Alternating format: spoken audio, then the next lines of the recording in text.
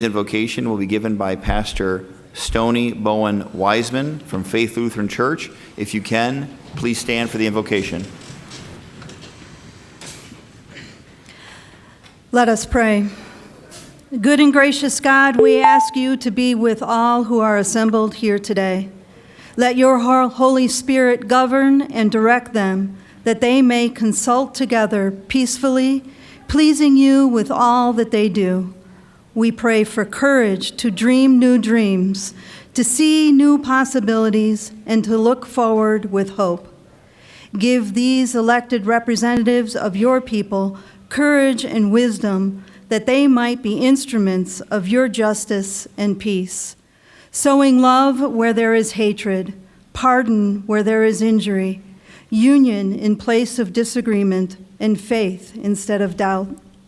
Strengthen the council and mayor by your presence, that their thoughts and actions may be rooted and grounded in your love for all your people. I ask all of this and the prayers unspoken in your most holy and precious name. Amen. Amen. Thank you very much, Pastor. The Pledge of Allegiance will be led by Councilman Felder Williams.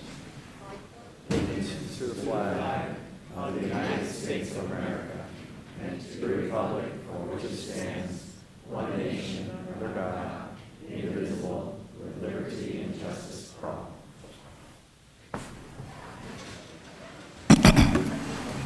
Roll call. Councilman DeCiccio. Councilwoman Gallego. Here. Councilman Gates. Here. Councilman Nowakowski. Here.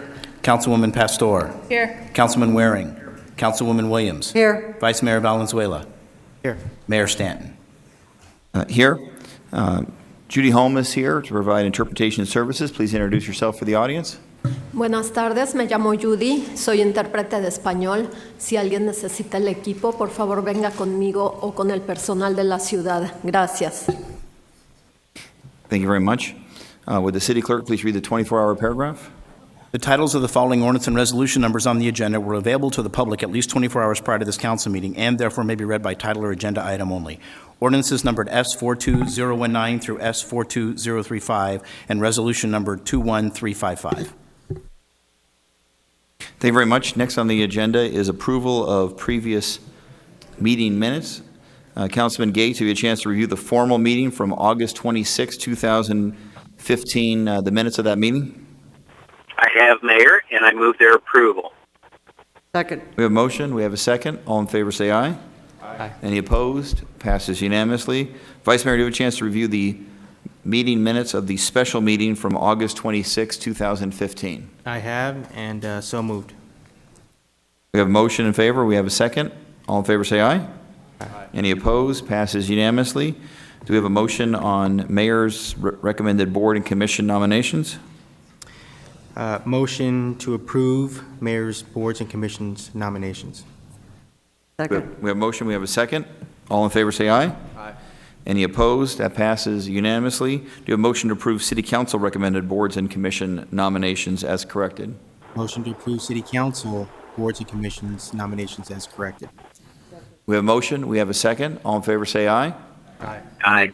Any opposed? That item passes unanimously. We do have members of the public to be here to be sworn in, I believe. Okay, so I will come down to the floor to my right, your left. Those who are here to be sworn in, please come forward. I will swear you in as members of key boards and commissions. And then if you'd come behind the dais so that the individual council members can say thank you in advance for your service to the city.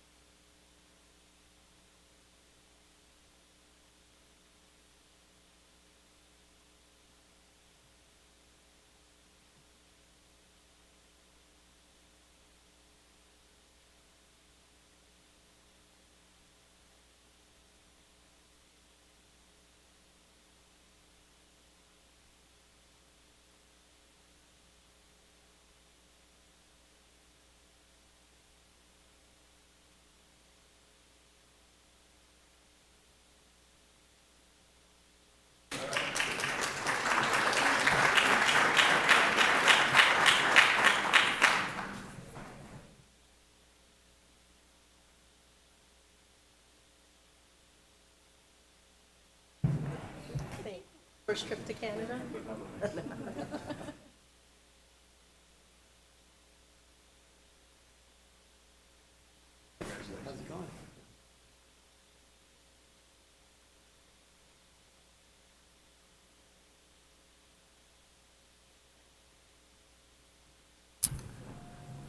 All right, next on the agenda are liquor license applications. Appears there's only one liquor license application this week. Councilman Gallego, it's in your district. Do you have a motion, or do you want a staff report? Motion to approve item 1. Second. We have a motion in favor, a second. Any cards? All in favor, say aye. Aye. Any opposed? That item passes unanimously. Next on the agenda is ordinances and resolutions. Are we ready with ordinances and resolutions for an omnibus? Motion to approve items 2 through 18, except the following items: 2C, 2E, 3, 4, 5, 7, 8, 10, 11, and 17, noting item 15 is as corrected and excluding these items for public comment, 13 and 18. Thank you very much. That is the omnibus motion. Do we have a second? We have a motion. We have a second. Roll call. DeCiccio. Gallego. Yes. Gates. Yes. Noakowski. Yes. Pastor. Yes. Waring. Yes. Williams. Yes. Valenzuela. Yes. Mayor Stanton. Yes. Next item on the agenda, I believe, is 2C. Is that correct, Vice Mayor? 2C, yeah. Motion to approve item 2C. Second. We have a motion and a second on item 2C. Are there any cards on this item? Any comments from members of the council? Councilman Waring, please. Very briefly, I think this is $39,000 that could be better spent. Training police officers, hiring police officers, pretty much anything else but this. Thank you. Well, thank you very much. Any other comments by members of this council? Roll call. DeCiccio. Gallego. Yes. Gates. Yes. Noakowski. Yes. Pastor. Yes. Waring. No. Williams. Yes. Valenzuela. Yes. Mayor Stanton. Yes, motion passes on a 7-2 vote. Is next item 2E, Vice Mayor? Yes. 2E. Motion to approve item 2E. Second. We have a motion, we have a second. Any comments by members of this council? Roll call. DeCiccio. Gallego. Yes. Gates. Yes. Noakowski. Yes. Pastor. Yes. Waring. No. Williams. Yes. Valenzuela. Yes. Mayor Stanton. Yes, item passes on a 7-2 vote. Next item is item number 3. Is that correct, Vice Mayor? Do you have a motion on item number 3? We Motion to approve item 3. Second. have a motion, we have a second. Are there any cards on this item? Any comments by members of the council? Councilman Waring. Just to say that this is not, my pulling this and voting no is not a reflection on Holland and Knight or their qualifications or anything. I think we spend way too much money on lobbyists here, and I vote against all of them as a result. So, thank you. All right, thank you very much. Roll call. DeCiccio. Gallego. Yes. Gates. Yes. Noakowski. Yes. Pastor. Yes. Waring. No. Williams. Yes. Valenzuela. Yes. Mayor Stanton. Yes, item passes on a 7-2 vote. Next item is item number 4, I believe. Do we have a motion on item number 4? Motion to approve item 4. Do we have a second? Second. We have a second on that item. Councilman Gates, did you have comments on item number 4, which is Access State of Arizona contract for computer hardware and support? Yes. Thank you, Mayor. I was wondering if Debbie Cotton is available. Is Ms. Cotton here? She's coming forward right now. Thank you, Mayor.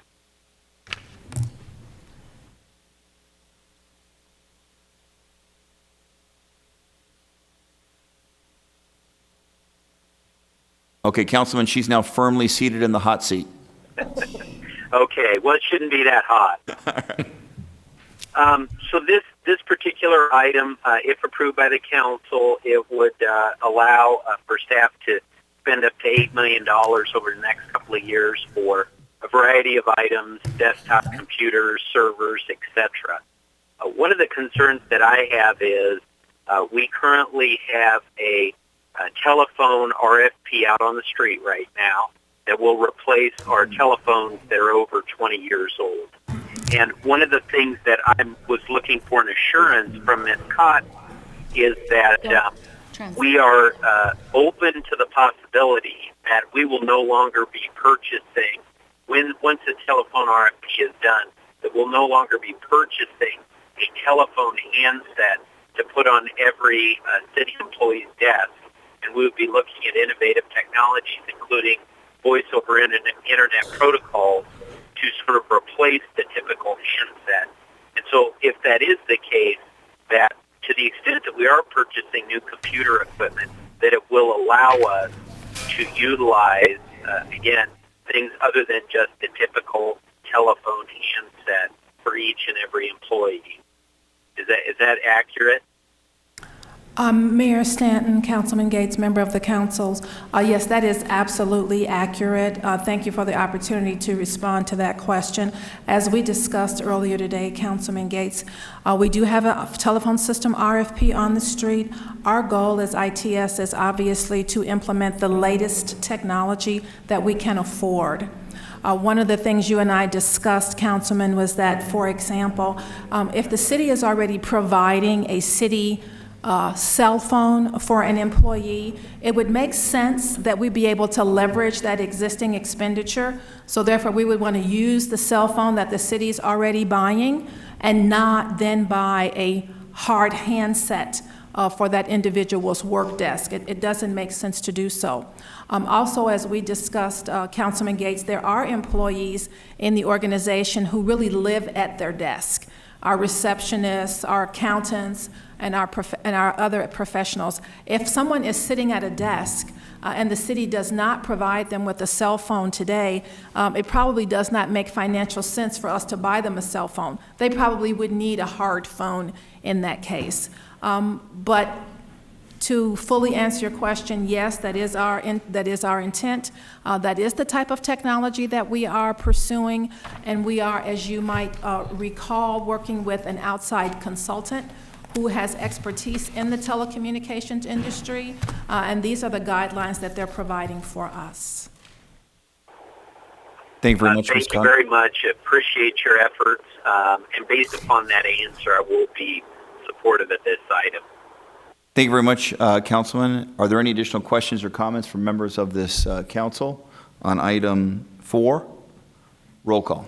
DeCiccio. Yes. Gallego. Yes. Gates. Yes. Nowakowski. Yes. Pastor. Yes. Waring. No. Williams. Yes. Valenzuela. Yes. Mayor Stanton. Yes, so that item passes on a 8-1 vote. Next item on the agenda is item number 5, a proposal for a contract for strategic goal setting services. Vice Mayor? I'll defer over to Councilwoman Pastor on this one, Mayor. Item number 5, I would like to continue item number 5 and move it to the fees subcommittee and then bring it back September 30th is when the next, September 30th is the next formal.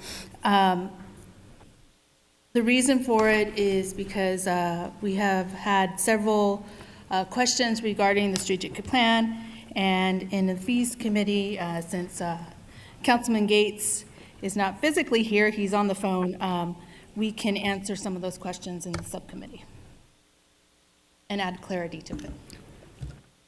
Okay, so the motion is for a continuance to September 30th, and the request is that this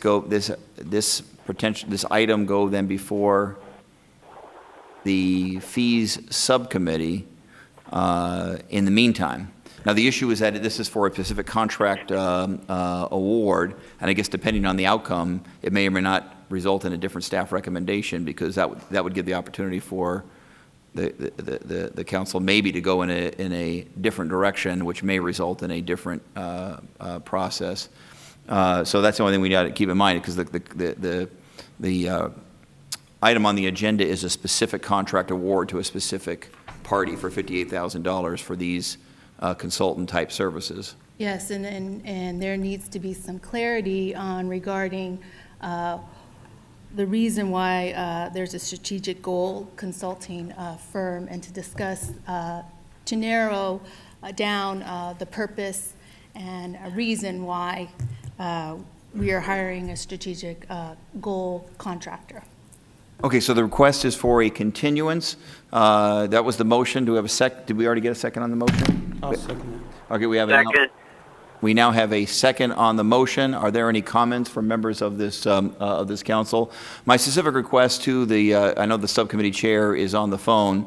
Obviously, this city just went through a very large and transparent process to create the city's general plan. The general plan certainly was my understanding as a supporter of their general plan, a general plan that was overwhelmingly supported by the people of the city of Phoenix, was that this is a decade-long plan. We only vote on it once a decade, and that document would provide the guidance to this council as to what our priorities should be at least for the next decade. It's a very specific document. There was a leadership committee put forward for the strategic plan. Hundreds and hundreds, literally hundreds of public meetings occurred. It went before every single village planning committee. This council put that plan on the ballot without a single change because it really was the people's plan.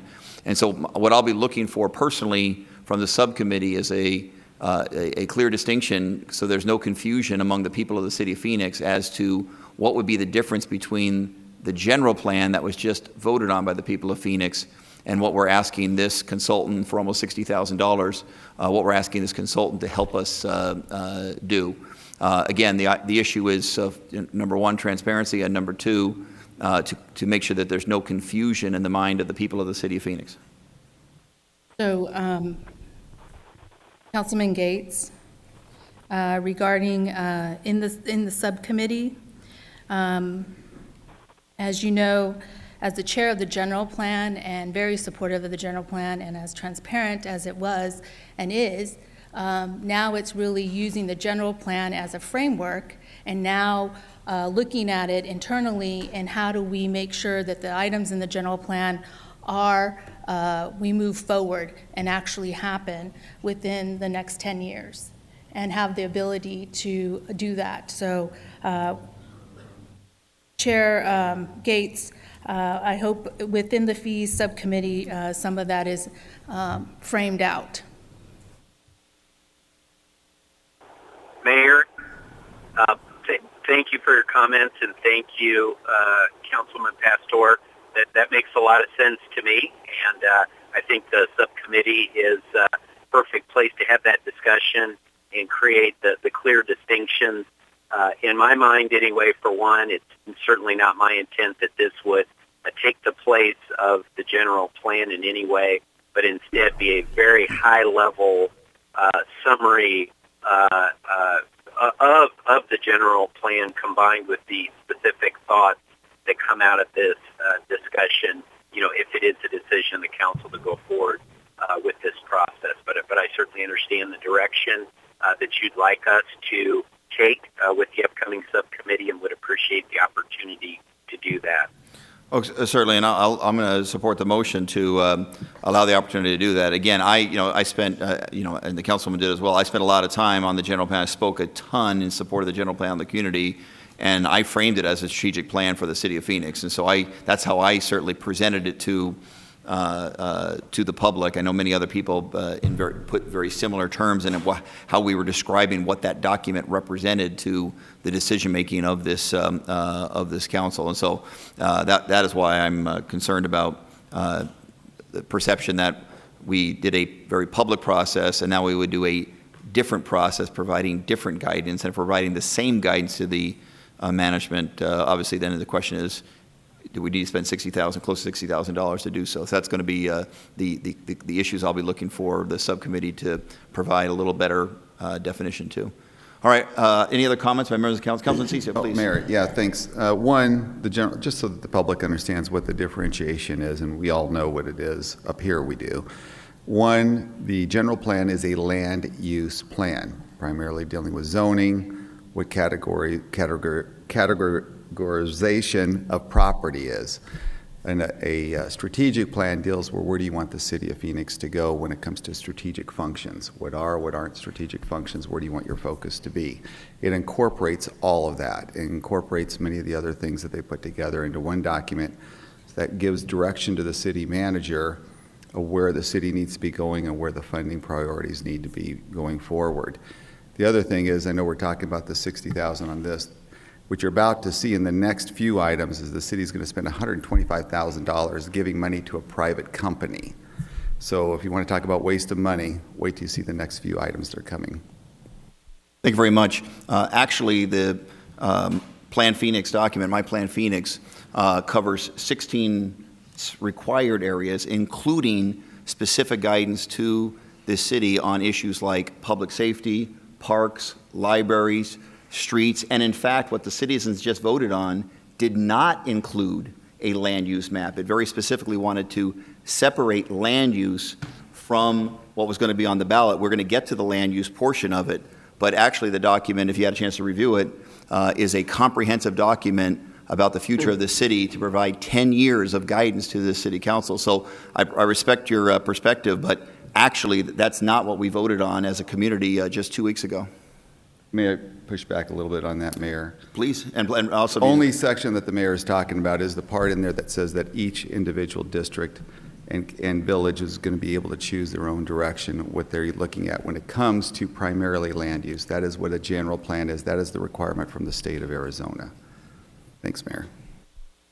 All right, thank you. I appreciate it. I just want to push back on that, and that is actually not what was included in this document. In fact, Alan Stevens, I don't know if you had a chance to come forward and really talk about what was included in the general plan that was just voted on by, and what was not included in the general, because I don't want to leave a false impression that the people of Phoenix voted on a land use map. That actually did not occur just over 2 weeks ago. Mr. Stevenson.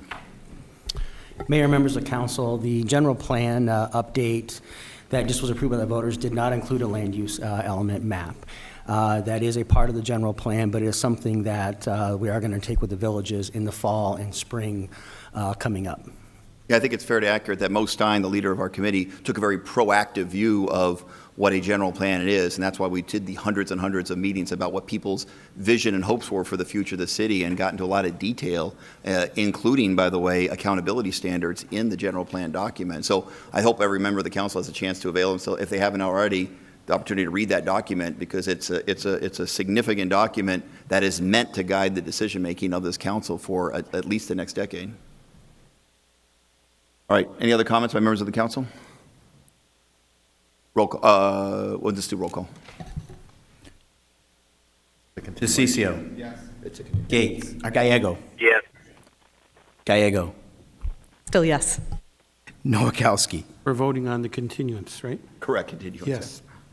Pastor. Yes. Waring. Yes. Williams. Yes. Valenzuela. Yes. Mayor Stanton. Yes, that document will come before us September, what's the date again? 30th, with an opportunity for fees to have at least one subcommittee meeting in advance. All right, next item on the agenda is item number 7. Mayor? You want to make comments first, please, Councilwoman? Yes, please. This is the AmeriCorps grant for 2 volunteers for 2 years to identify risks for extreme weather events, working with the whole community as well as for vulnerable populations, $25,000 for the program funding and technical assistance. And I have looked into this, and the assessment, development of a preparedness plan and working with the populations, including access and functional needs, as a part of this grant, overlap the mission of the Office of Homeland Security and Emergency Management. I know FEMA is pushing this. They have been pushing it for over a year. Our emergency management team has been on this, heavily involved already. And so I think to ensure greater efficiency and no duplication of the efforts and enhanced communication, I would move that we apply for the grant, but the grant be administered by the Office of Homeland Security and Emergency Management using the existing core group, which includes emergency planners that have already been identified in each city department, including a community stakeholder group, and that this committee make quarterly reports to the Public Safety Council Subcommittee. And at the end of this grant, the plan is retained and maintained by the Office of Homeland Security and Emergency Management. I'll second that, Mayor. We have a motion, we have a second. Are there any comments on that motion or any cards? Councilwoman Gallego, please. Thank you, and thank you for, it's important that we coordinate across the city. We did a great job last week, but we were just reviewing what related to storm response, all the things we could continue to do better, and so I think the more resources, the better. This is very exciting to me. I think resiliency is a real issue, although people call it by many different names, but it's something that comes up regularly in my district and many others, and people are really wanting the city to coordinate better and have more information, involve more people. And I just wanted to confirm, this will still include some of the key elements like leveraging volunteers and making sure that we have a broad network. Mayor, Councilwoman Gallego, yes. In addition to the work of the two AmeriCorps Vista personnel that will come with this grant, will do not just the research and compiling of information, but also community outreach. Wonderful. We've had a great record at the City of Phoenix using AmeriCorps to broaden our reach. So an alum of District 5's office that first began her career on our general plan did a lot of work talking to different vulnerable communities that speak less common languages and other groups, and that was really important. These are individuals who are much less likely to get emergency response information, and so this is great infrastructure, and I look forward to voting yes. Thank you very much. Councilman, any other comments by members of this council? Roll call. DeCiccio. Gallego. Yes. Gates. Gates. Councilman Gates? Nowakowski. Yes. Pastor. Yes. Waring. Yes. Yes. Williams. Yes. Valenzuela. Yes. Mayor Stanton. Yes. Councilman Gates, are you there? Okay, so the motion passes on an 8-0 vote. Next item on the agenda is item number 8, I believe. And Mayor, I'd like to Councilwoman? make a comment on this one. Please. I believe this is dealing with the PD system that was supposed to have been up and operational quite some time ago. I was told again it would be up and operational in August. I understand that we need to continue to fund this until our new system is operational, but I think it is time that we have our legal department look into some possible reimbursements for the expenses that we're putting out while they are not fulfilling our contract on a timely basis. Councilman Waring, did you have comments? I would just absolutely agree with Councilwoman Williams' comments. I mean, it's way past due. Excellent. Are there any other comments by members of this council? All right. Roll call. Was there a motion? I apologize. Councilman. Move approval. We have a motion to approve with the comments noted by Councilman Williams. Do we have a second? Second. We have a motion and a second. Now it's roll call. DeCiccio. Gallego. Yes. Gates. Nowakowski. Yes. Pastor. Yes. Waring. Yes. Williams. Yes. Valenzuela. Yes. Mayor Stanton. Yes, that item passes unanimously. Next item is item number 10, Sonoran Desert Drive and North Valley Parkway. Vice Mayor? Move approval of item 10. We have a motion Second. in support of item number 10. Item 10 is the dedication of right-of-way over a city-owned parcel of land, Sonoran Desert Drive and North Valley Parkway. We have a second. Councilman DeCiccio has a potential conflict and will not be participating in this item. Are there any comments? Roll call. Gallego. Yes. Nowakowski. Yes. Pastor. Yes. Waring. Yes. Williams. Yes. Valenzuela. Yes. Mayor Stanton. Yes. Next item on the agenda is item number 11. Do we have a motion on item number 11? Move approval of item 11. Do us. Second. We have a motion and a second. Councilman Gates, are you on the phone? He's here. No, I'm not, Mayor. Oh, He's sneaky, too, and fast. Okay, that was too much Like fun. Mr. Deeds over there just popping up. Yes, thank you, Mayor. Did you have comments on item number 11? And then item number 8, we voted on. You were not able to participate. You want us to redo that one, or you're okay letting it go forward? I'm okay unless Okay. it's needed to No, break it's the good. tie. Item 11. Mayor, I'm going to be supportive of this item, but I just wanted to have the opportunity to ask staff a couple questions on this one. Please.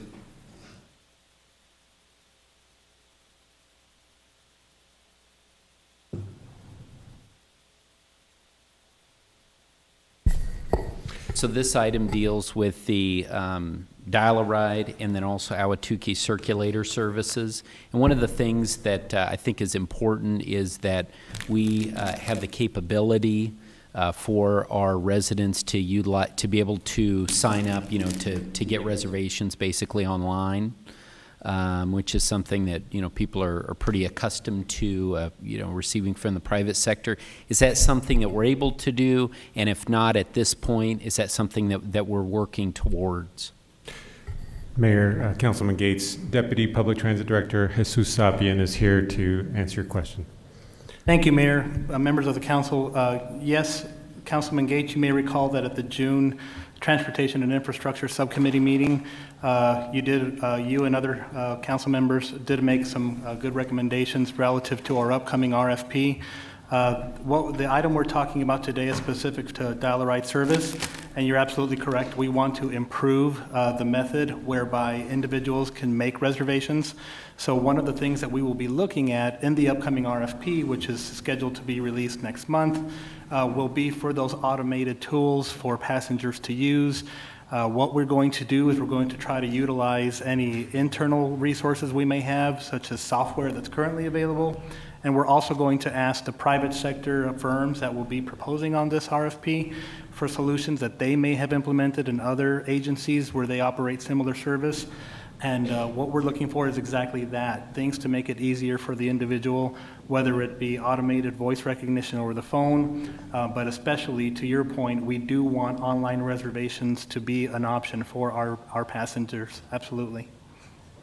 Great, thanks for your efforts. Thank you, Mayor. Thank you very much, Councilman. Councilman Gallego, do you have comments on this item? I guess Councilman Gates and I were thinking very much along the same lines, perhaps because we attended the same subcommittee meeting. But MV Transit, our current vendor, does have an app that allows scheduling and also some additional services that might be familiar to shared ride customers, where you can actually see if a unit is coming towards your home.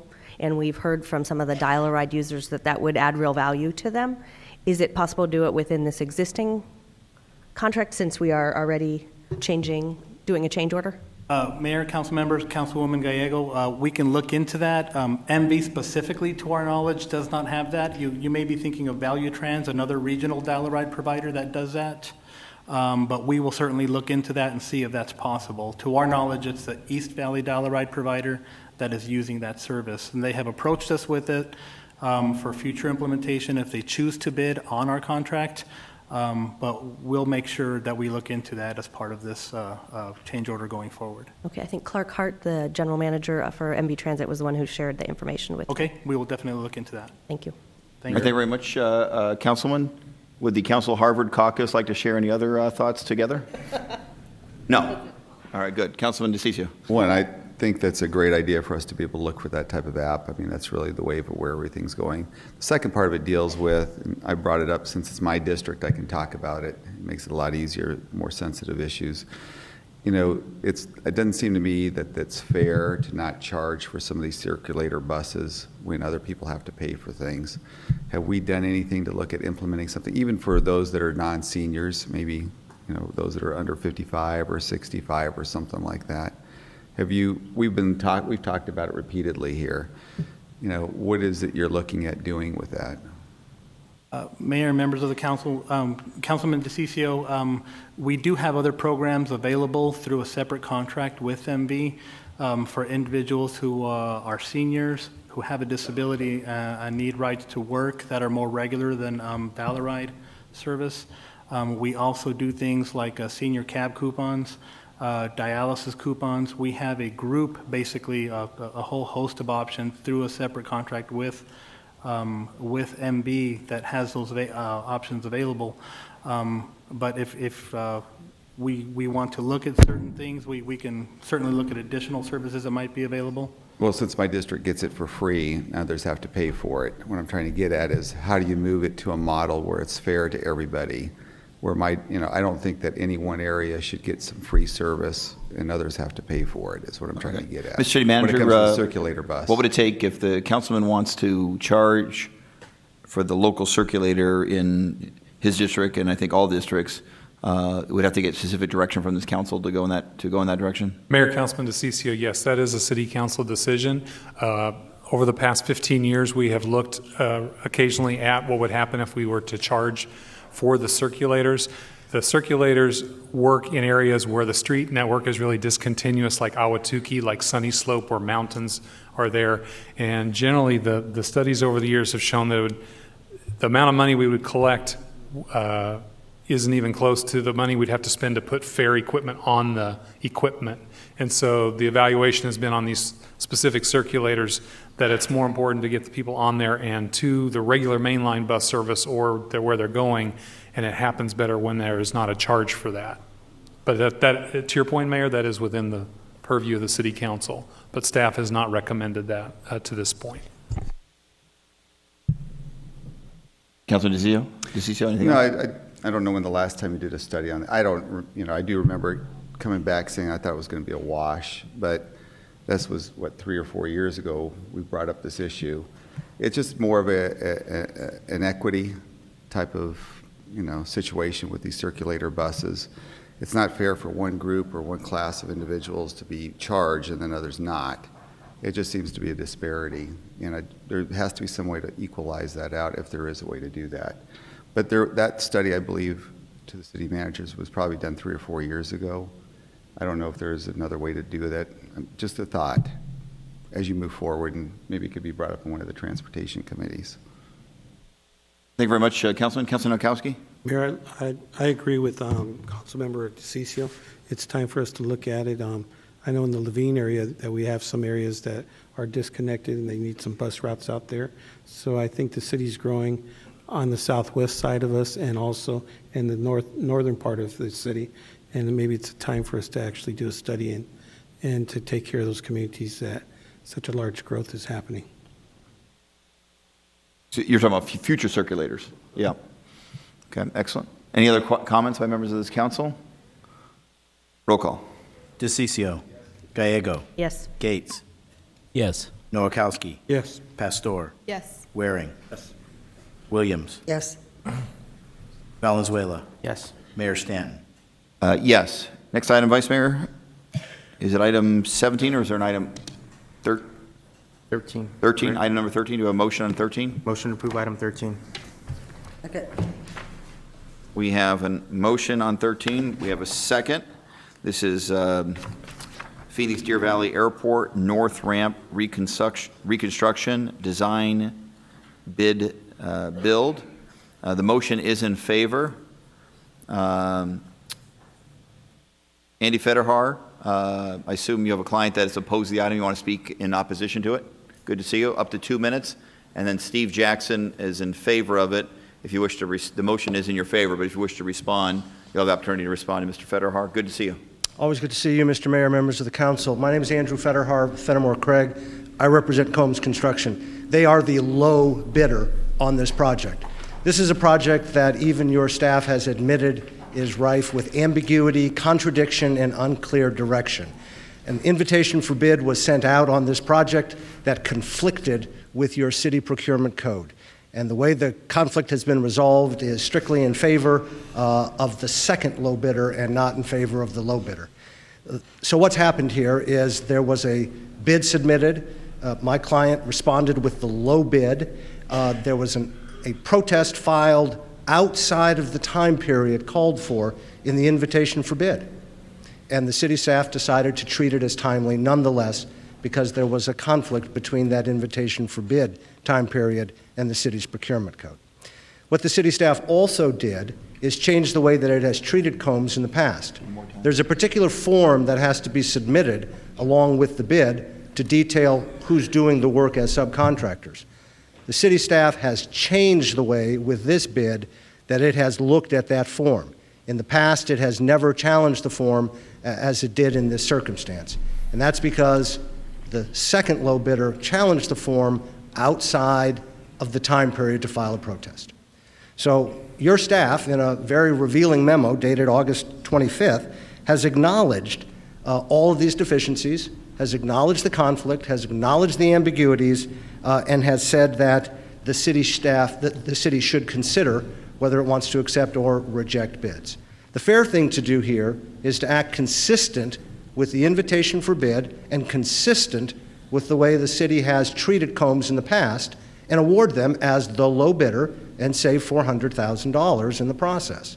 If that's not what the city intends to do, however, it is patently unfair to go forward with this process and award a bid that is based on a fundamentally flawed process that your own staff has recognized as flawed.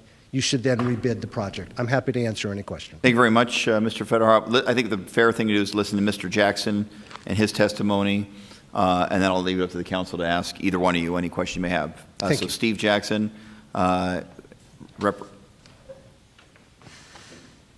you with the I am. engineer's estimate, or are you representing them?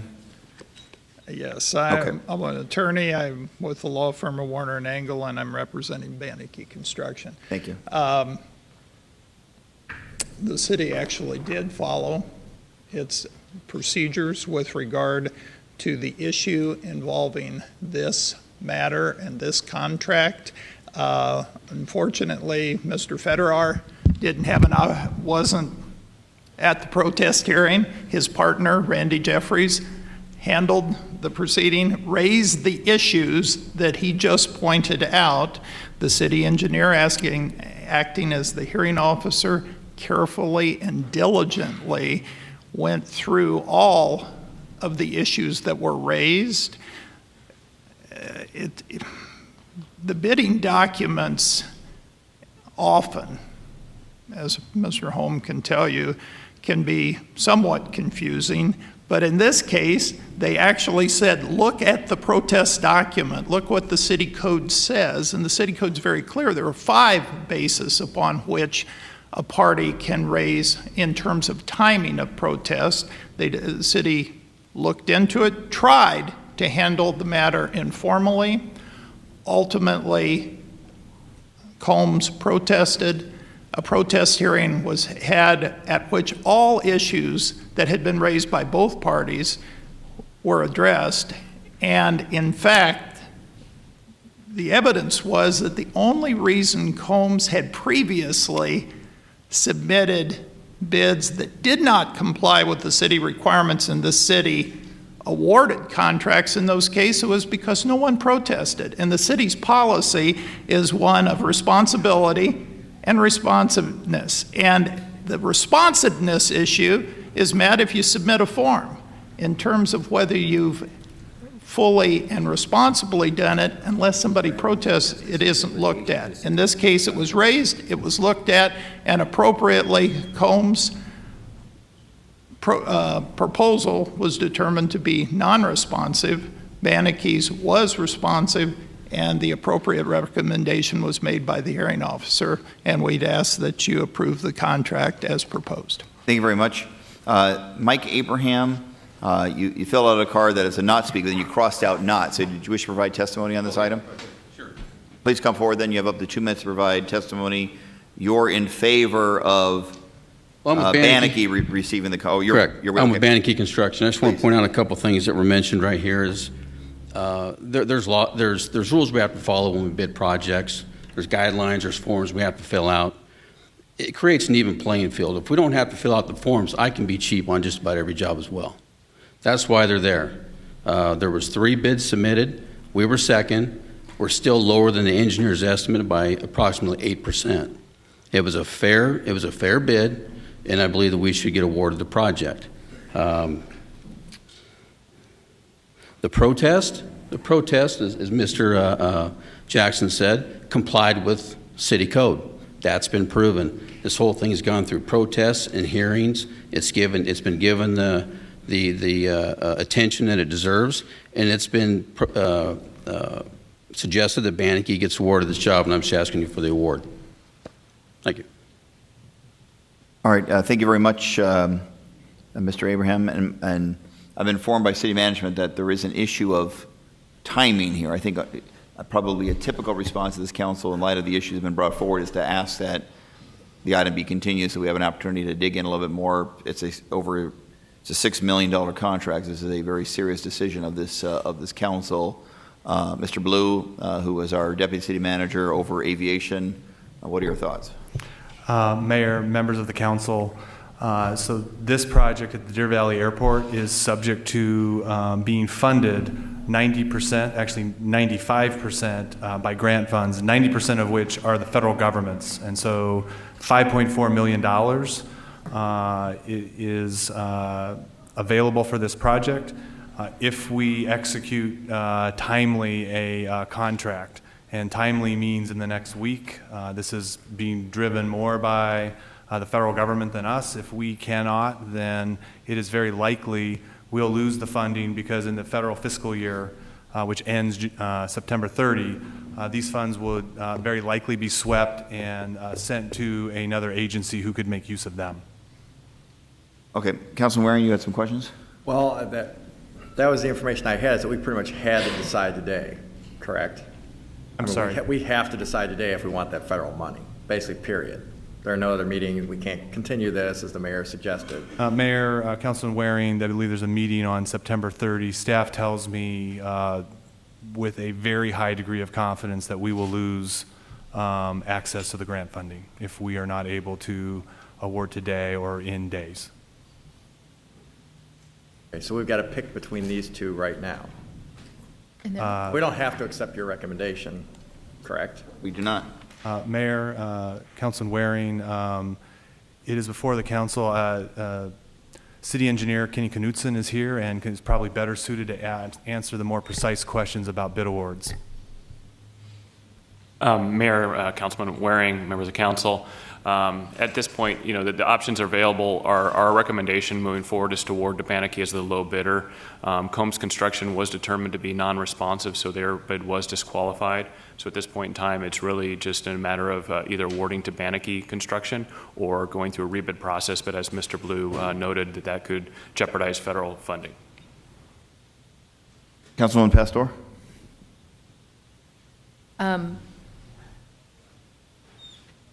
I just feel like we're once again back in the situation where we need to make a decision and we don't have all the clarity. And we're up against now a timeline. And so for me, this is a very difficult decision to make because it's regarding funding. How long has this been, when did the bid go out? How long has this been in the process? And when did everybody, this is my first time hearing about this. Mayor, Councilman Pastor, I think I'd also ask Mr. Blue or Mr. Knudsen to also explain the protest process and how this has worked through to this point, please. Mayor, Councilwoman Pastor, to answer your question specifically, the bids were due on June 30th, so we received them. That wasn't we were at a process where we could not bring it to council, could be a part of council's summer recess. Our initial intent was to bring the bid award or the results of the bid to our August 26th formal council meeting. But because of the bid protest process, we went through the bid protest process with the two bidders. We held a hearing, the protest hearing on August 13th. A determination was forwarded to the city manager's office August 25th. And then we notified the parties shortly thereafter, a week later. So this is the first available council meeting we could bring this to. Like I said, it's not our intention to be able to bring it to the last available council meeting, but at August 26th was our initial intention. As part of the protest hearing process, the reason why that exists is because we go through a procurement process, and if there's issues with the procurement process that are developed by any of the interested parties or bidders, as part of city code, there's a bid protest process, and if it's determined that it's necessary, we do hold a protest hearing. And that's an administrative hearing, not a legal hearing. That's to provide some additional recourse to be able to have a discussion about the contents of the issues during the procurement process before it comes here to mayor and council for a formal recommendation. Mayor? Please, although I have a quick question. Having served on this council for a long period of time, typically if there is a late bid protest, staff has recommended that we not accept that bid protest. Are we treating this one differently because staff has believed that Combs is non-responsive, and so they sort of waived the normal time period for bid protests, or was that inaccurate information that we heard? With the Phoenix City Code, where the protest policy is contained, there are a number of conditions when an interested party can protest a procurement decision. In this case, there's two that apply here. One is when a firm should have known the basis of a protest. The other one is within 3 days of notice of award. We go through a process after a bid is received where we make sure all the firms that we submitted bids are responsive or non-responsive, and then when we have all that clarified, we issue a notice of award, who we're going to issue the award to. Banachke, within a day of us issuing that notice of award, came in and reviewed the bid documents and filed their protest. So it was a timely protest. Okay, Councilman Williams. And then I'll give, Mr. Federer, I'll certainly give you an opportunity to respond to that. That would be fair under this. This is very unique circumstances for us to be put in this position. Councilman Williams. I just wanted to ask staff a couple questions. One, I know that this is a very important project for Deer Valley Airport, and one you've been working on for quite a while. Are you satisfied that you have done the process according to our internal ordinances, statutes, whatever, and it has satisfied every requirement in there when you give us this decision? Mayor, Councilwoman Williams, yes. As the city engineer making the recommendation forward to make this award to Banachke, yes, I'm satisfied with the procurement process. Okay, because I'm more than willing to go forward.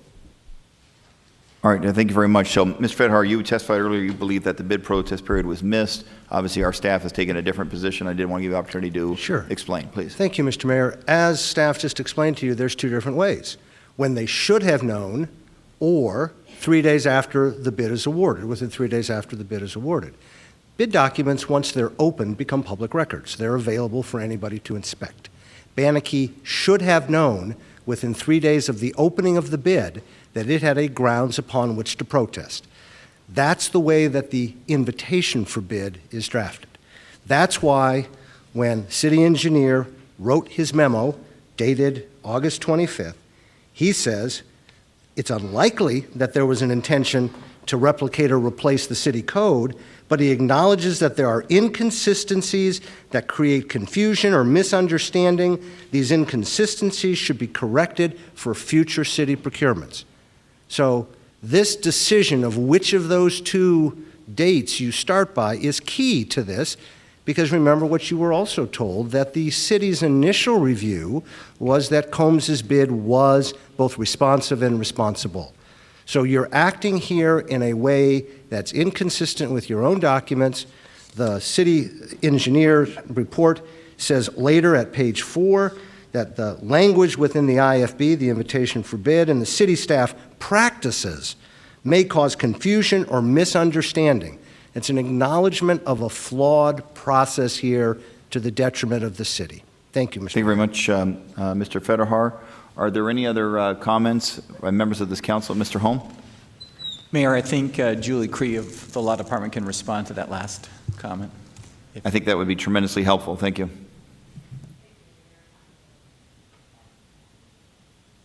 Thank you, Mayor and Council. The document in question had a part of the city code, but not all of the city code. So staff was completely correct in following the city code in the timeliness of the 3 days.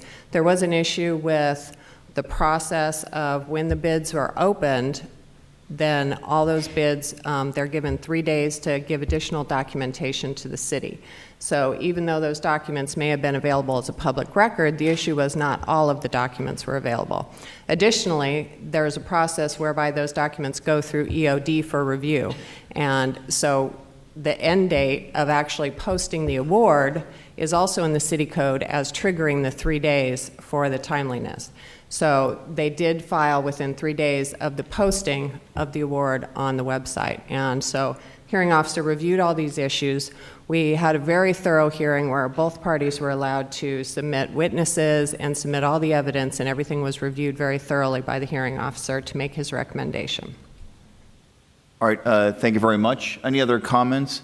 Normally, I would not allow that nature of that testimony at a city council hearing. I would normally ask that in an executive session, but because of the uniqueness of the circumstances that we apparently have to make a decision today with obviously very confusing facts and, I would politely argue, seemingly strong legal arguments that cut both ways. That's the reason why I would allow legal analysis at this meeting. Normally, I would not want that in a public setting like this, and I don't think we're set for any kind of e-session for this meeting.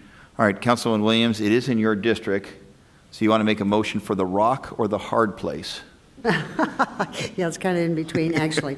To put this out to rebid, we couldn't. There's no money. I mean, it's now or never type situation, and I know that this has been part of the long-range plan. It is something that's very important to Deer Valley, and so I move approval of staff's recommendation. All right, we have a motion for staff's recommendation. Do we have a second on that motion? Second. We have a second on that motion. Do we have any additional comments by members of this council? Councilwoman Pastor, please. I'm hoping that in the future, we're not in the same situation. Once again, I'm just going to keep pounding this. Items like this need to get to us in advance so that we're able to make sound decisions and be able to do the research that is needed to get done. Mayor, Councilwoman Pastor, I apologize, and we will make all best efforts to ensure this doesn't happen again. All right, any other comments by members of this council? Roll call. DeCiccio. Yes. Gallego. Yes. Gates. No. Nowakowski. Yes. Pastor. Yes. Waring. No. Williams. Yes. Valenzuela. Yes. Mayor Stanton. Yes, so the vote, I think, was 7-2?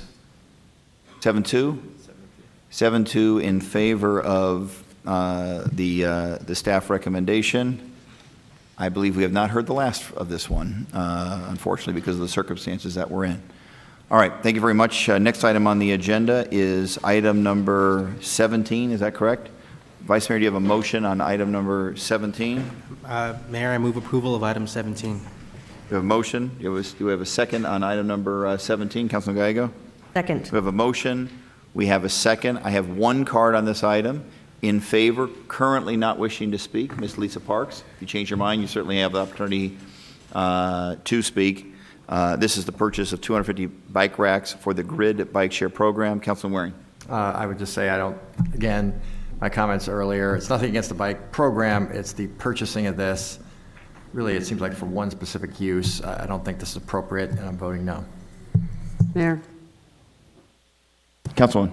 I have asked for some data on this, and the best I got was the system has a utilization of 40%, and I don't understand why we are expanding a system that hasn't even got up to 50% usage, nor could they tell me exactly where the usage, what locations. I mean, it sounds like unless there's something in the contract that says absolutely, we have to contribute at this time, but that's contrary to what we were told previously.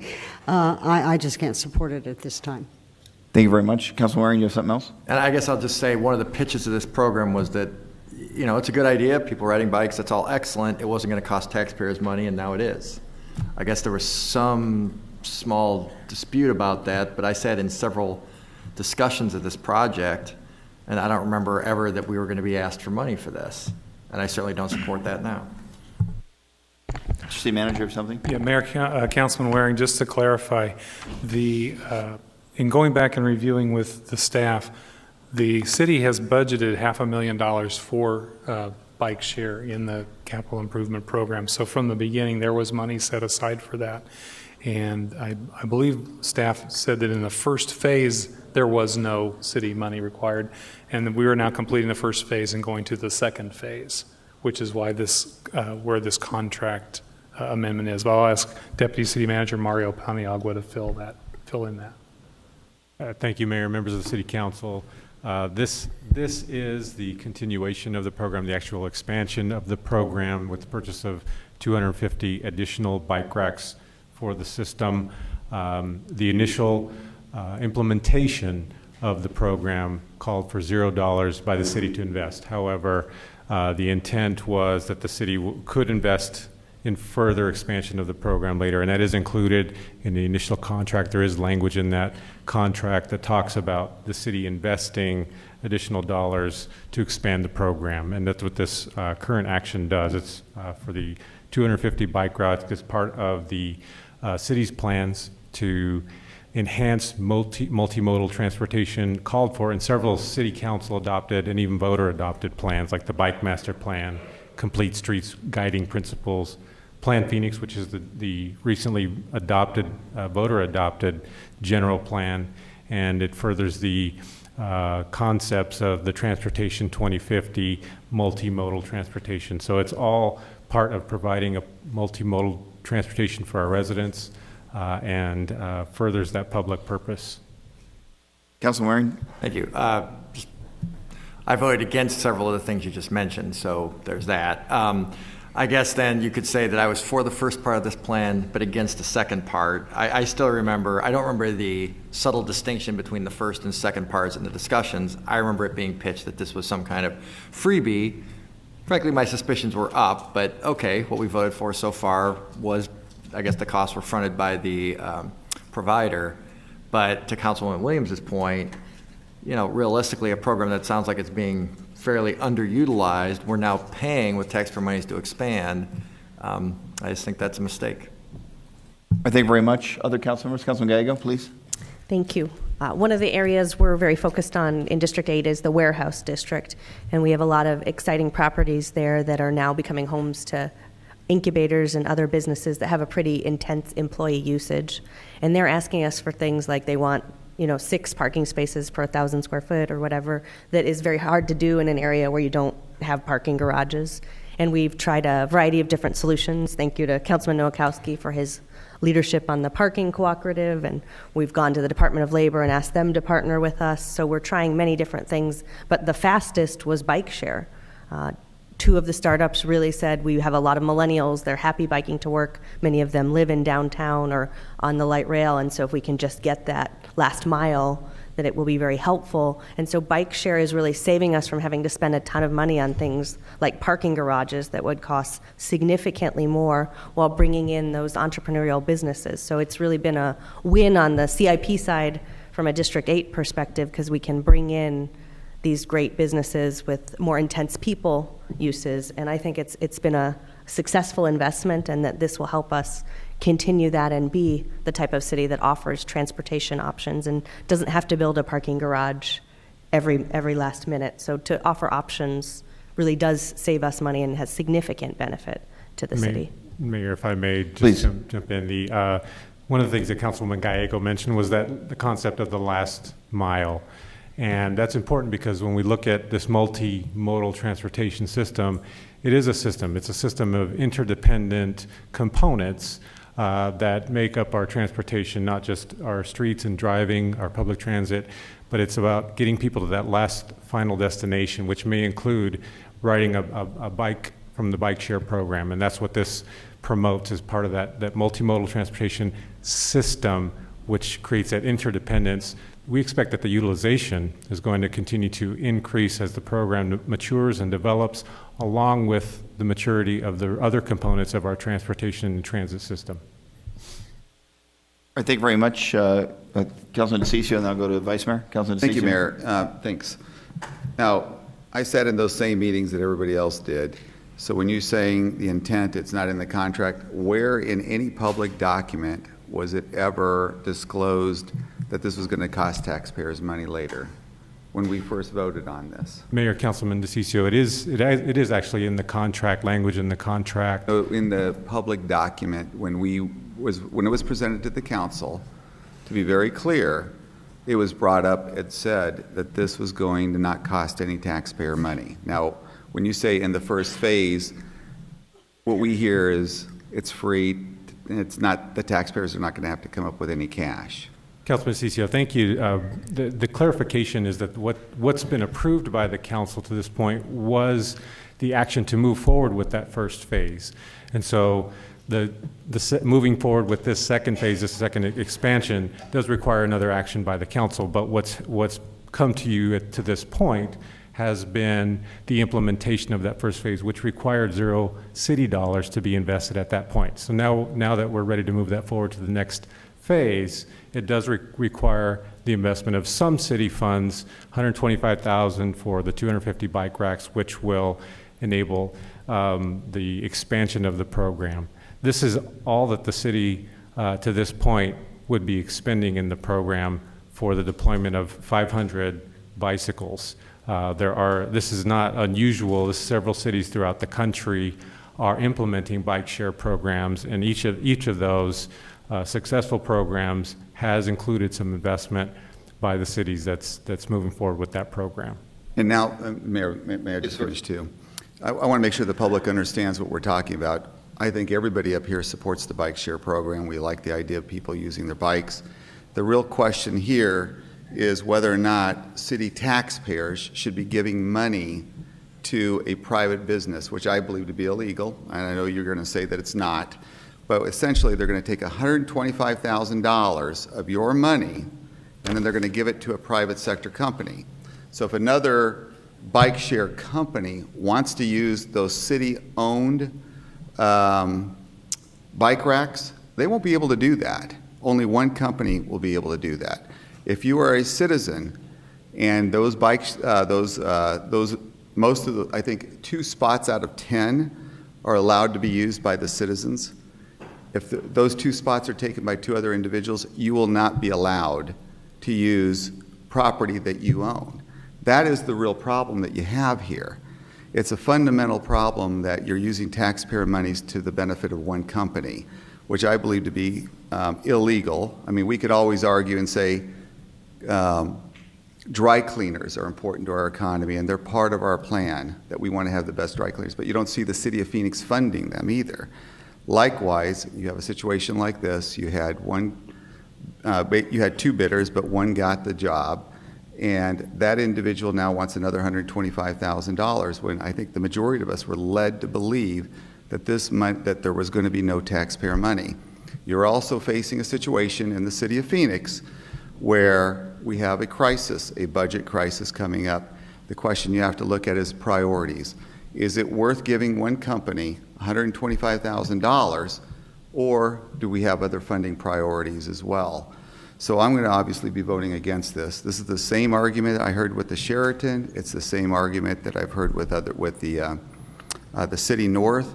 It's the same. You can always come up with a justification of why somebody needs our money, needs your money, and generally they can always justify it. But at the end of the day, it's your money, it's your taxpayer dollars. It's being handed to one company. Thank you, Mayor. Thank you very much, Councilman. Vice Mayor? Yep, thanks, Mayor. I'm voting on this. I'm supportive of it. I'm not supportive of giving money to one particular company. I want to point out that this is City of Phoenix infrastructure. And if this company goes away, the City of Phoenix is committed, and we will have a bike share program here, and that infrastructure stays with the City of Phoenix. So that's important. It's kind of like bus stops. It's like other infrastructure that we have right here in the City of Phoenix that's moving us into this multimodal city. This is good for millennials. It is good for entrepreneurs. It's good for seniors. It's good for everyone. Let's not forget the fact that the City of Phoenix also aspires to be the healthiest city, one of the healthiest cities in the country, but certainly the healthiest city that we can be today. We have programs like the Fit Phoenix program. How do we encourage people to live healthier, safer lives if we are going to, if we're not going to make it possible to do our part to have a bike share program thrive? Recently, I did this lunchtime dash, which is a lot of fun to help promote the bike share program, to show that just how easy it is to get around, and with Proposition 104, it's going to be even easier. But how we can get around through downtown Phoenix on a bike. Now, I was on a grid bike. I wasn't the only bike rider out there, and the idea is to continue to move this city into being a city of the future, a multimodal city, a healthy city, and this program is all part of it. So I absolutely support it. I've supported it in its inception. I certainly support it now with this next step here. All right, thank you very much, Vice Mayor. Councilman Gates, please. Thank you, Mayor. I would agree with the comments that have been made before. I support Bike Share. I salute the mayor for his leadership on Bike Share. It's been a great program. But on this particular piece, what we need to look at is the law. We have to follow the law, of course, and I wouldn't vote in favor of anything that I believe wasn't consistent with Arizona law. And so there's a case that you may have heard of, the Turkin case, which actually arises out of the City North case, which was a hotly contested issue, and that had to do with a parking garage. This one has to do with spots to park bikes. The Arizona Supreme Court made it clear in that case that it wasn't about the general benefits that arose from the City North development. Very specifically, they said the test was, are the payments grossly disproportionate to the objective value to what government is getting? In that case, we're getting parking spaces. In this case, we're getting parking spaces for bikes. And so there's 250 parking spaces for bikes. Is that right? Is that what we're talking about here? These are 250 bike racks, which would add to the existing program. Oh, so there's 250, so how many spots in each rack? It would be 250. Okay, spots. so it's 250 parking spaces for bikes. How many parking spaces are there in each rack? We know? There are single bike racks, so for 250 racks, you would have 250 parking at each spot. So this is different than the racks that we have out here, like? Now, the configuration for actual stations could be anywhere from 2 racks to 10 racks, depending on the amount of right-of-way that we have for that particular station. Okay. The racks are very flexible for the system. Okay, so there's 250 parking spaces, though, for the bikes, however they're configured, right? Mayor, Councilman Gates, yes, sir. Okay, and so 20% of those will be reserved for just citizens who are not participating in the bike share, Correct. right? So that's what the government will retain, 20% of those. Mayor and Councilman Gates, yes, the 20% of it, but keeping in mind that the whole entire bike station is going to be owned by the city. It's going to be owned by the city. So right, but a member of the public can't park their bike on 80% of those, right? Yes, sir. Okay, so that means we have 50 spots that are available to the public that are not participating in bike share? Roughly. Under this agreement, okay. So $125,000 for 50 spots. To me, it's just not enough. It's just not enough under the test. And so, again, I'm supportive of the program, but I think that this is just not consistent with the Turkin decision, which is very clear. So I'll be voting against this item. Thank you, Mayor. Thank you very much, Councilman Gates. It should be noted that we did have an executive session. We did receive legal advice on this from our council. We obviously can't have council respond to what Councilman Gates said, but the council did receive legal advice on this. Marlon, did you have something? I want to hand it back over to Councilman Waring. I just want to point out again that although the 50 spots are the ones that are open to the general public for any bike, it's actually serving the city of Phoenix government purpose to provide the multimodal transportation with all of those bike spots. With all 250 of those, they serve the public benefit in a way. I think that's most analogous to the provision and operation of our city transit system, which is a city service that's operated by private contractors, and so it's analogous to that in terms of it enables that function of transportation service, even though we involve a private contractor to operate the service. Councilman Waring. So it's $500 for each spot for a bike. That just sounds crazy when you say it out loud. What we're talking about is, I think, the bike racks that Councilman Gates alluded to outside. I'm sure people at home are familiar with them. A piece of metal that you take your bike lock and lock it to a piece of metal that's sunk into concrete that I assume is on city right away, so we own, right? So we're providing the space too, space that I might argue, if we're gonna go this route, we could rent for some other purpose. There might be somebody who would pay us to put up a kiosk or something. Instead, we're doing this.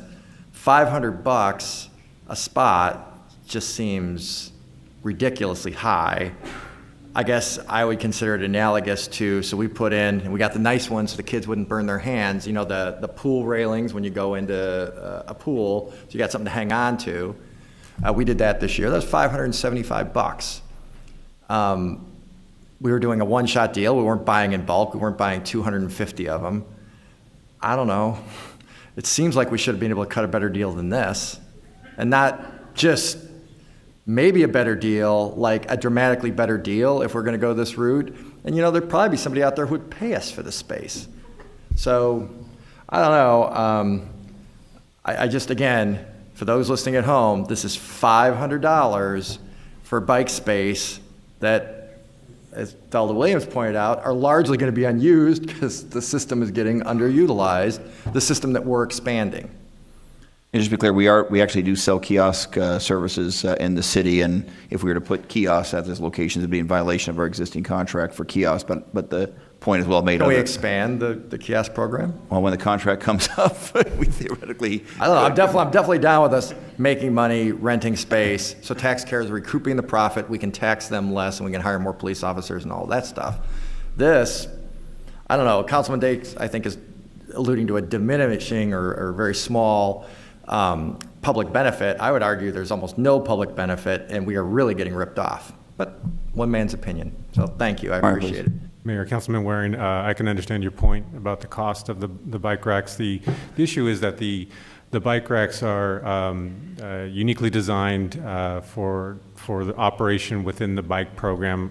Charlene Reynolds is here. She can speak more precisely about the requirements, but they can't just be any bike rack that someone can put their chain and lock on. They have to work with the overall system so that someone can check out a bike, transfer it from one bike rack to another, and be able to use the bikes effectively that way.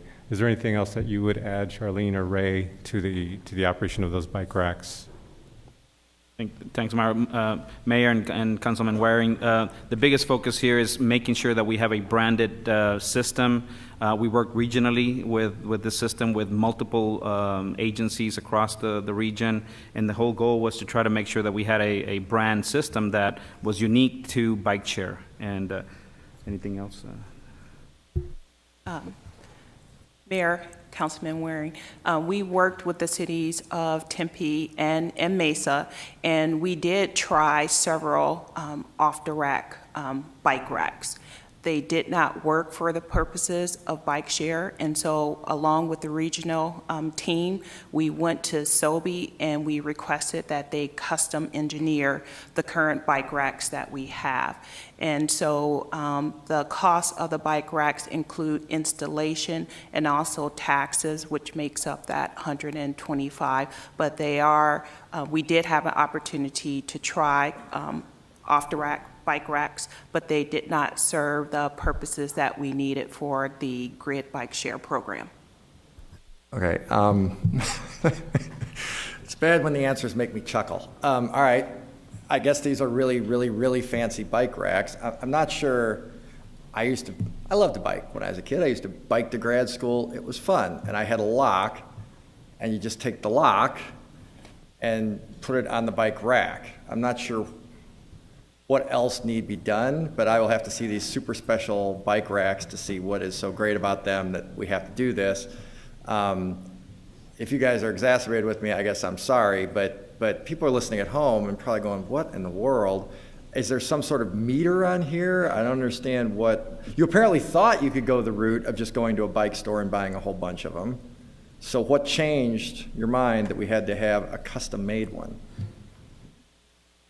Mayor, Councilman Waring, basically the bikes that we have anti-theft components to it, and so there's a proprietary locking system on the bikes, and that requires that's when we encountered the challenges of utilizing off-the-shelf racks.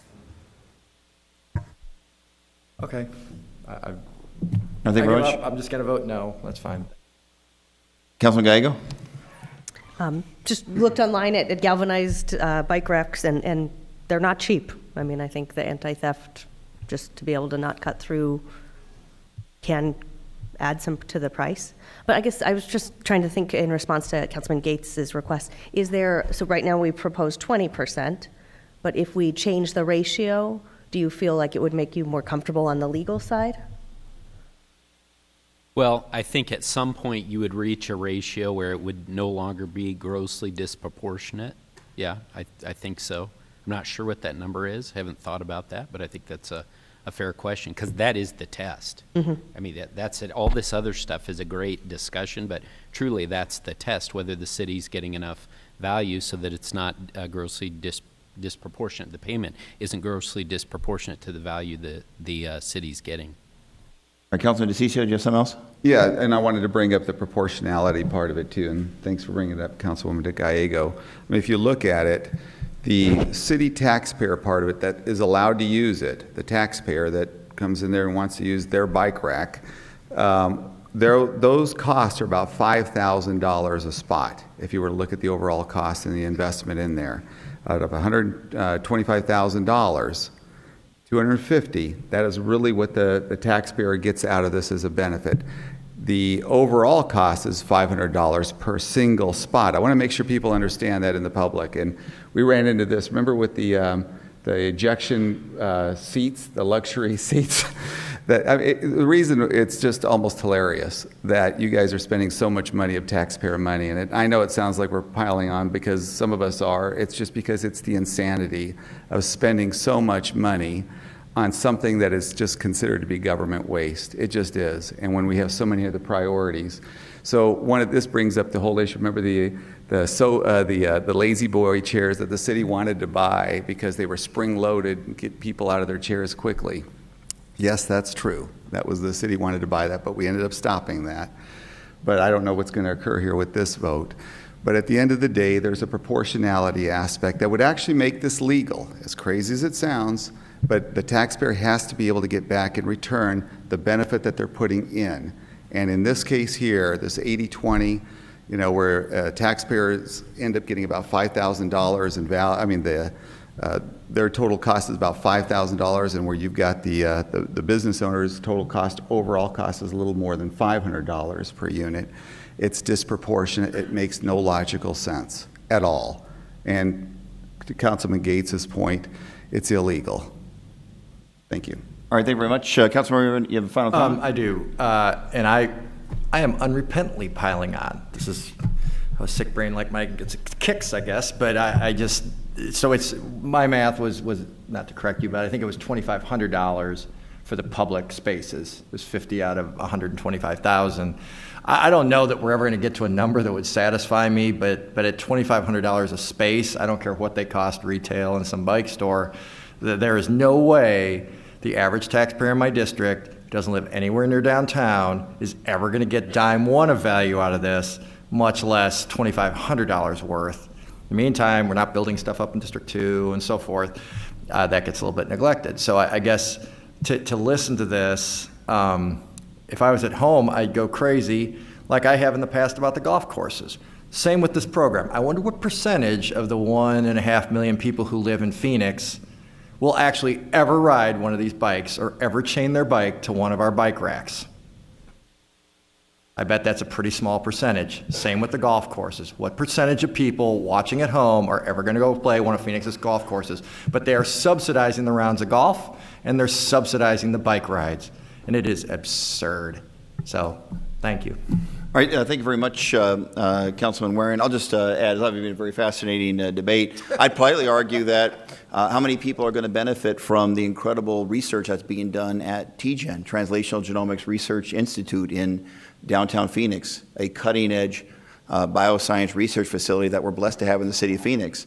The taxpayers of the city of Phoenix paid for 100% of TGen. There was not a single dime of private sector investment. I think almost everyone up here would agree That's one of the best investments we've ever had. So it's one thing if you say, hey, that's a better investment than a bike rack, but what I've heard is a lot of philosophical arguments that if there's zero private investment, 100% public investment, and not a lot of benefit to individual users, we hope and pray people don't get, too many people don't get cancer or other conditions where they might want to seek help from TGen. But TGen was paid for 100% by the people of the city of Phoenix, one of the best investments that this city has ever made. Look what that has spurred on that bioscience campus. So I've heard a lot of very compelling purist arguments, but I would say in the same token that investments that have been made by the city of Phoenix, even though they don't benefit a tremendous number of people, is a darn good thing for the future of the economy. Just like I think when the people just over 2 weeks ago, the people of Phoenix voted overwhelmingly to support transportation infrastructure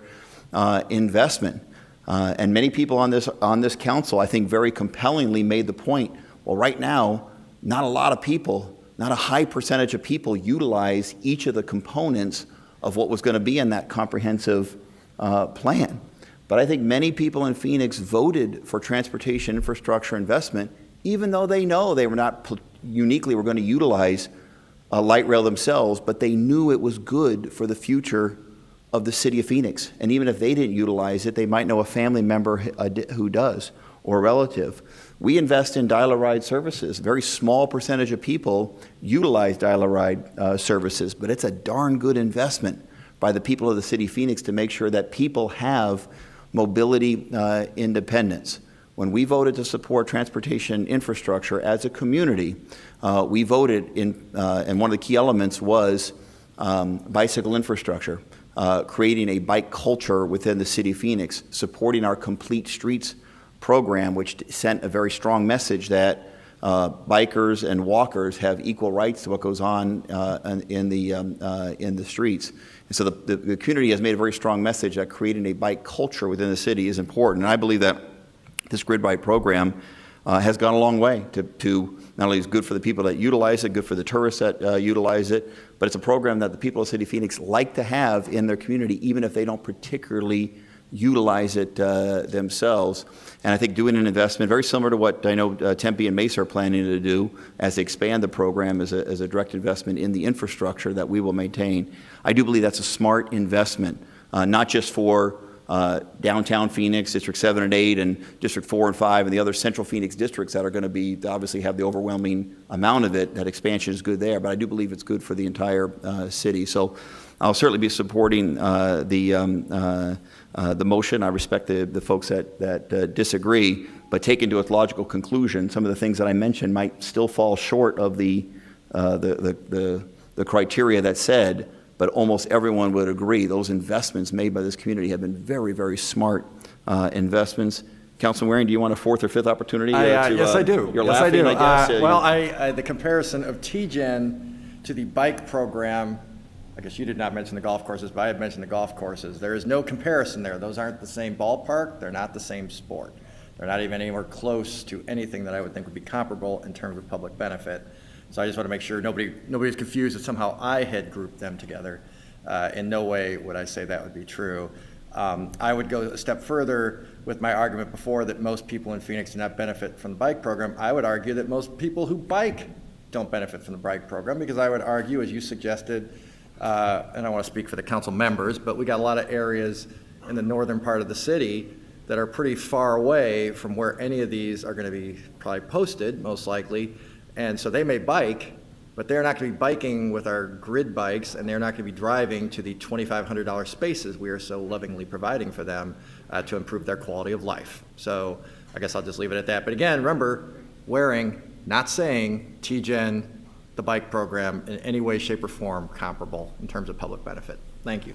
Certainly. The comparison was obviously based upon the fact that some were trying to utilize the fact that only a number of people that would directly benefit. That's how we should be looking at the comparison for public benefit under Turkin. I might politely suggest that you could make an apples-to-apples argument with regard to TGen, because very few people, very few patients, representing a very small percentage of people, directly benefit from the services. But man, is it great for the city of Phoenix. So that's my humble opinion. All right, with that, I think we're all out of comments, so now is the time to vote on this item.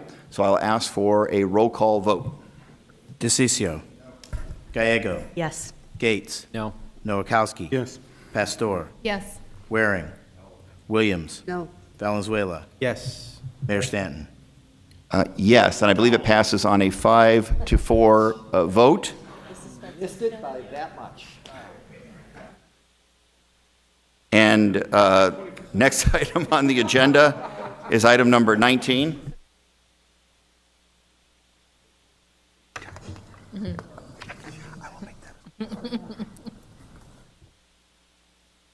Move approval of item 18.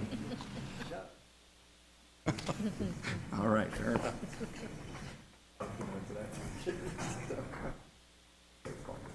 Item 18, Leonard Clark, did you have testimony on item 18?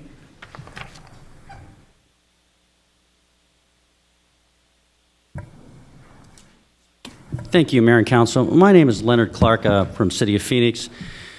Lived here all my life. I'm not being paid by anyone. I'm not a lobbyist, just a citizen here. I know this is a rather mundane subject on the subject of APS, Arizona Public Service, utility company, getting approval on the boxes. But I would say, and I know you'll say it's not germane, but I do believe it is, even though you're going to approve, and I'm also supporting, their electrical utility boxes, I'm rather concerned about the allegations by Lori Roberts the last 2 days in the Arizona Republic, actions at the Arizona Corporation Commission, where they've been accused of spending $2 to $3 million in dark money for politicians to buy them off. Of course, I know that's not you, but I know they hang out with politicians a lot. I see them at the legislature. I would just ask that in the future, could we find somebody else? Because they won't open up their books to the public, and therefore I, as a citizen, don't know, and no offense to you, if they've contributed to you through one of their dark money funds. It's anti-democratic. It's monopolistic. I'm tired of them ruining rooftop solar in our city of Phoenix and Arizona. And yes, it's just about utility boxes, but why can't we build solar panels out there near the dump? Why can't we do that? We're the Abu Dhabi of Arizona, but no, because they get the politicians to say no. You're costing us solar power, so please consider getting another public utility, because they won't come clean with the $2 to $3 million in dark money at least they're spending to buy off our politicians, not you, of course. Thank you. Thank you very much, Mr. Clark. With that, do we have a motion on item number 18? Or did we already have a motion? I apologize. We already have a motion. We have a second. Roll call. DeCiccio. Gallego. Yes. Gates. Yes. Noakowski. Pastor. Yes. Waring. Williams. Yes. Valenzuela. Yes. Mayor Stanton. Yes. Next item is planning and zoning matters, 19 through 21. Vice Mayor? Motion to approve items 19, 20, and 21. We have a motion. We have a second. Are there any cards on any of those items? Any comments, members of council? Roll call. DeCiccio. Gallego. Yes. Gates. Yes. Noakowski. Pastor. Yes. Waring. Williams. Yes. Valenzuela. Yes. Mayor Stanton. Yes, and the question is, it wasn't specifically noted as corrected, although I think, does he need to, do we need to fix that? Mr. Holm? We do. 20 as corrected. Okay, so do we have to reconsider, or how do you recommend we move forward to make that slight correction? I think we got to move again.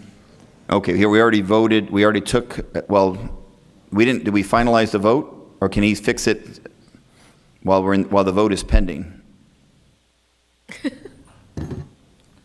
Can he fix it right now and say, noting that it's as corrected, and then revote? Would that be okay? Yeah, you can clarify the vote that it was for 20 as corrected. Motion is for the approval of 19, 20 as corrected, and 21. Does anybody change their vote as a result of that correction? Okay, so the vote stands. It was unanimous vote in favor. All right, well, first off, we have no other business before the city council, so this meeting is adjourned. I do believe we have some additional